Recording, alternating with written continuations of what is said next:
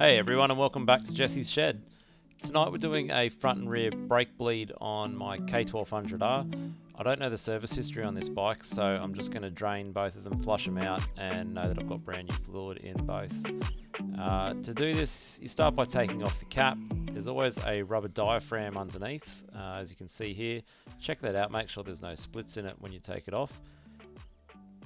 We're going to use a vacuum bleed method for this. I find it a lot neater, a lot easier, and it eliminates having to have someone else help you pumping brake handles and opening and closing the bleed nipple on it.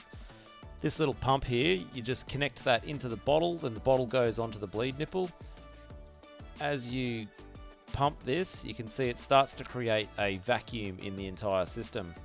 Once you've got a good vacuum there, it varies from each bike, but you'll get to know where yours should be.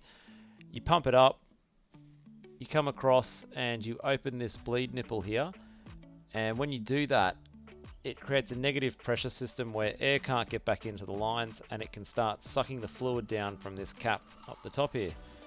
As it sucks down, you've just got to keep replacing the fluid in the top there, and eventually you're going to end up with a solid color in the top and the same color coming out of the bottom of the line. Now, I'm using a Penrite Racing Brake Fluid 600. It's a Super Dot 4.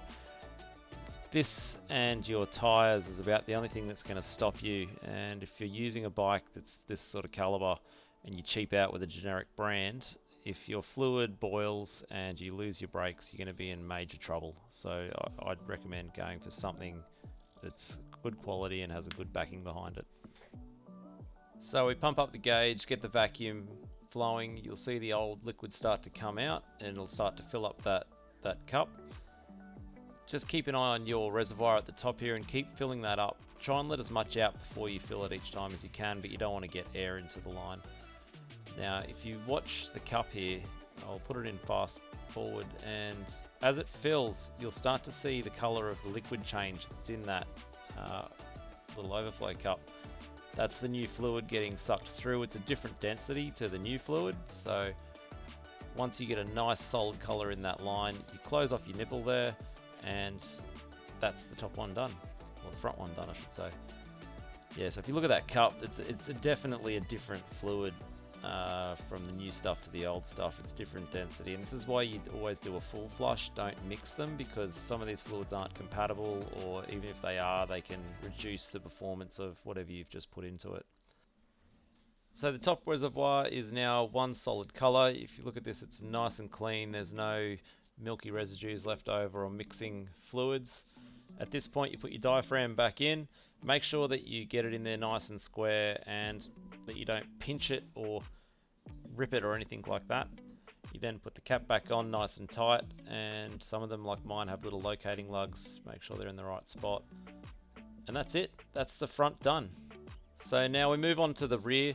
The rear is very similar to the front. However, due to the location of the reservoir on my bike, it's easier for me to use the pedal to create pressure in the system. I'm going to use that vacuum still to make sure that air doesn't flow backwards into the line, but in this case we're going to pump the pedal and pump that fluid from that reservoir across to the rear caliper here. The fluid will then, in the same way, come down the line, go into the cup, and we just keep watching for it until it changes to one solid color. This is the pump. I'm just going to create a vacuum here, and then once I open the bleed nipple, it'll allow it to flow straight out before I start pumping that brake pedal. Something that's interesting here, the fluid that was in the rear was a different color to what was in the front. However, what's coming out of the lines is the same color as what was in the front. So at some point the previous owner has topped up that rear reservoir for some reason, but they've used a different fluid. This is a really bad idea, because fluids are not the same viscosity, density, properties, boiling points. So if you mix them like that, you're asking for trouble. Okay, so now that it's flowing, I just pump that pedal, and you can see as I do it here, it forces the fluid out and down into that cup.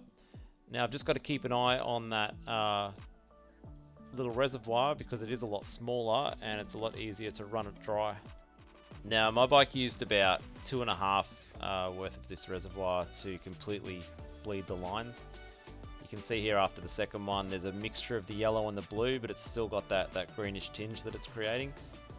By the time I filled up the reservoir a third time, we were getting straight yellow fluid coming out of the brake caliper, and that was it completely flushed.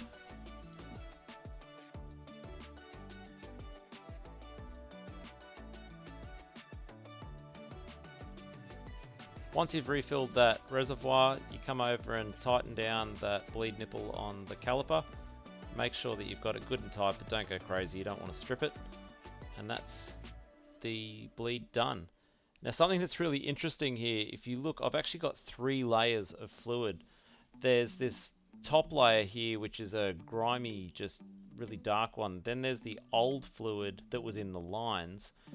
And then there's this yellow fluid that was the new stuff I did, but also what the reservoir had been topped up with. So I don't know what the previous owner's done, but I'm thinking that the mix of the green and whatever they topped it up with turned that top layer to just a bit of an emulsion, and that's really not safe.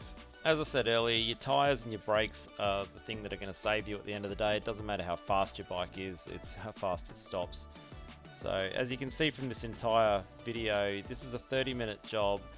It's really easy. If you get a vacuum kit like I've got, it makes the job just a million times easier and cleaner again. You have no spill, you don't have this brake fluid squirting everywhere because it is corrosive, so if you do get it on your paintwork, make sure that you wash it off really quickly. And obviously, if you don't feel confident doing this, get a mechanic to do it because it has to be done right. But it really isn't hard. If you've got some level of mechanical skills, it's something you can complete very easily, very cheaply.